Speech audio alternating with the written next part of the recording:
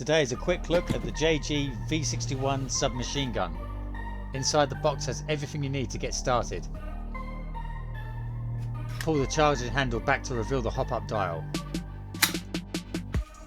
The outer barrel is removable. In the box you will find a threaded barrel. All the controls are on the left hand side. The three fire modes are semi, safe and full auto. The included high cap magazine holds approximately 80 rounds.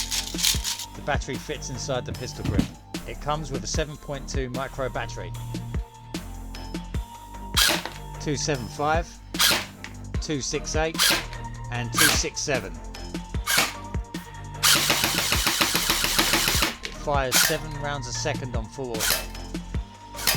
Thanks for watching. See you all back at the safe zone.